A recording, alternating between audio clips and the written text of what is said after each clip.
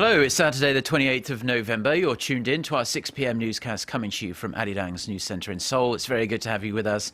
I'm Mark Broom. And we start with the continuing bipartisan talks on the ratification of Korea's free trade agreement with China. The ruling party says the deal must be ratified at the National Assembly on Monday, but the main opposition wants the FTA linked to other bills. Park Ji-won has the details. The floor leaders of Korea's rebel parties held another round of negotiations on Saturday, following up on talks held on Friday night over the ratification of the Korea-China free trade deal. While the two sides aim to narrow their remaining differences, they have agreed to hold a full assembly session on Monday afternoon to ratify the pending trade pact. The ruling Saenuri party has also vowed to ratify Korea's other pending FTAs with Vietnam and New Zealand on Monday. But the main opposition New Politics Alliance for Democracy says its cooperation comes on the condition the government sets up a roughly $100 million fund to help the nation's farmers, expected to be hurt by cheap Chinese food imports. The NPAD is also pushing to ratify the FTA as part of a package of bills, including ones aimed at funneling extra funds into free childcare services and putting price caps on the nation's ever-rising housing rents. The ruling party has criticized the NPAD, accusing the Liberal Party of continuing its bad habit of linking unrelated issues to the negotiations. While it remains to be seen whether the two parties can bridge their differences, the ruling party, which has a parliamentary majority, says it will unilaterally push ahead with the ratification if the NPAD refuses to cooperate. Park Ji-won, Arirang News. Police have banned a mass rally scheduled for next Saturday in central Seoul. Officials notified the association that represents farmers earlier today that the planned demonstration cannot take place. Police officials say the organisers will be punished if they disregard the ban, and those taking part could be arrested if they defy police orders to disperse. Despite the warning, the Farmers Association says its members will go ahead with the rally as scheduled, adding that it plans to seek a court injunction to overturn the decision.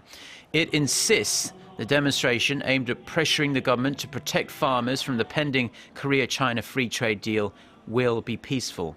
Around 10,000 people were expected to attend the rally.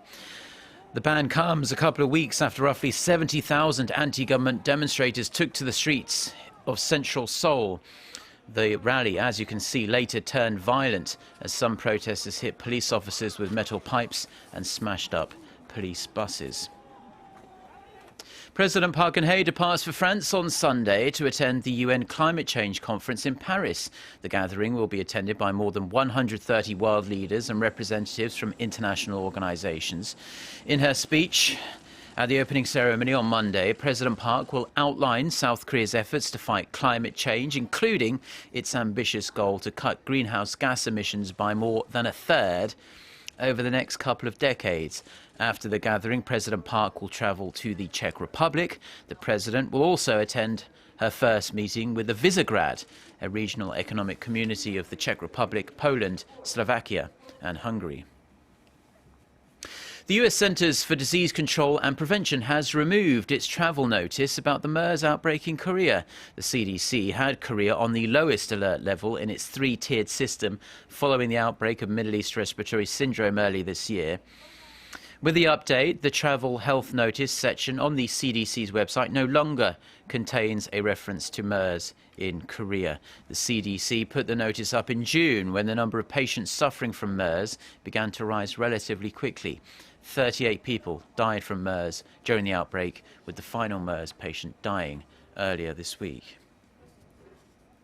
Now, a Korean company is gearing up to launch a new DNA screening test. The test could enable doctors to treat newborn babies born with genetic disorders much earlier than before. Park Se-young has the details. Many genetic disorders are treatable when detected early, but they're usually caught too late due to a shortage of screening tests.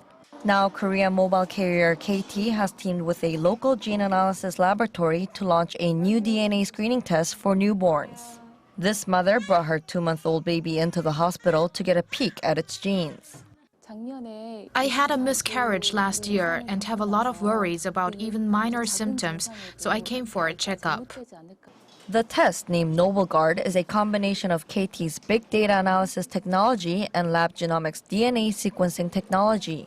Using the lab's database of over 300 million genes and KT's technology, the test can quickly and accurately detect some 50 genetic diseases in their early stages. Differentiating normal and abnormal gene sequences from the large database requires high-capacity computing and analysis, which we provide. At less than $1,000, the test is about 1/30th the price of existing data analyses. Every year, about 6% newborns, some 8 million, come into the world with genetic disorders. Medical experts say early diagnosis of genetic diseases will help prevent their progression. However, because of information sensitivity, KT must come up with countermeasures to prevent hacking of its servers, which could reveal personal genetic information. Park Se-yang, Arirang News. The red, white and blue of France's flag has been hanging proudly across Paris as the city remembers the victims of the recent terror attacks there. Speaking at a memorial service for the 130 people killed, French President François Hollande said France would destroy, quote, the army of fanatics responsible for the attacks. In a sombre but defiant speech, Hollande said his countrymen and women should continue to go to restaurants, bars and sporting events and enjoy the simple pleasures the Islamic State group hates so much. The names and ages of the victims were read out during the service. The vast majority were under 35, with the youngest being 17 and the oldest 68. They came from 18 countries, including France. Now, while the service was happening, a sixth person was charged with terror offences over the attacks. Reports say a judge in Belgium charged the man with terrorist murders and participation in the activities of a terrorist organisation. Police in the U.S. city of Colorado Springs say 3 people have been killed and 9 injured in a shooting at a family planning center. The shooting at the clinic, which is run by the Planned Parenthood organization, continued for 5 hours before the gunman turned himself into police.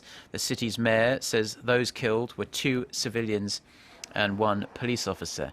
It's not yet known what the shooter's motive was, but the Planned Parenthood group has drawn anti-abortion protests in the past.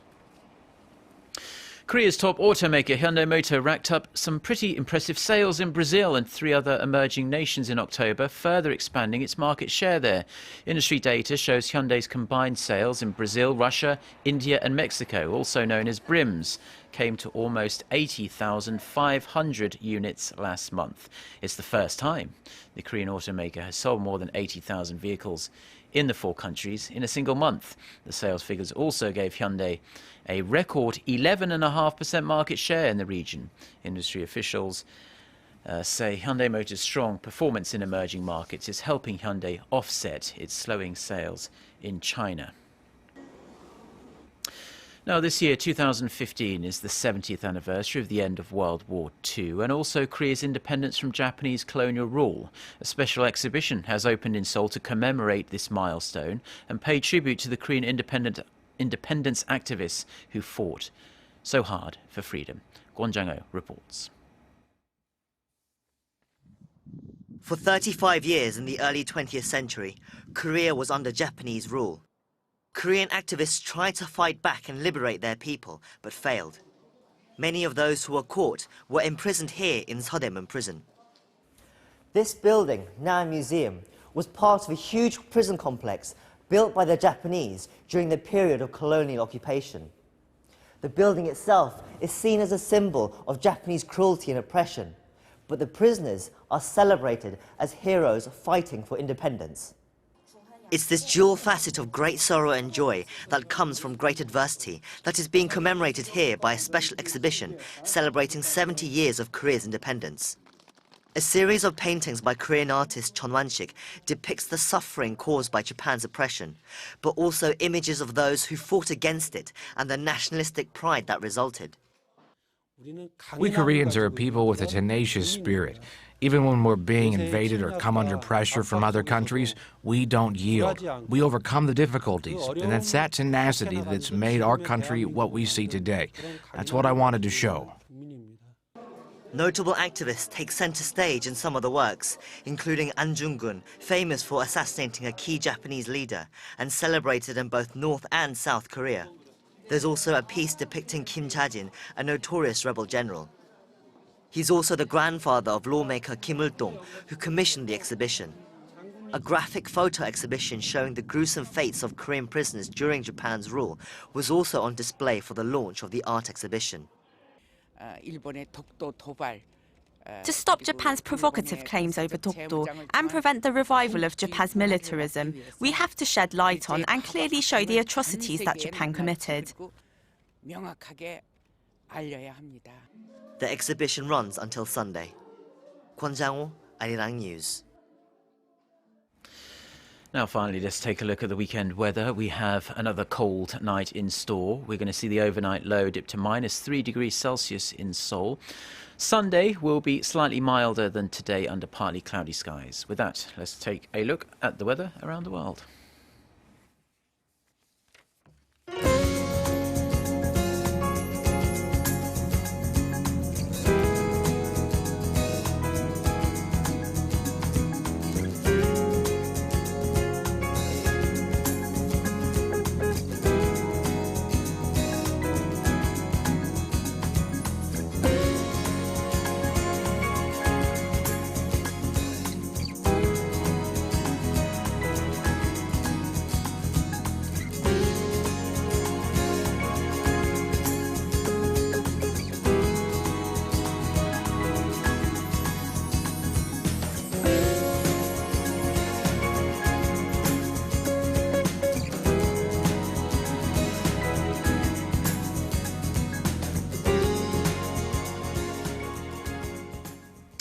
Well, that's all we have for now. Do enjoy the rest of your Saturday wherever you're watching us, and stay tuned to Arirang TV. We'll be back again with our next newscast at 10 p.m. Korea time. Till then, goodbye.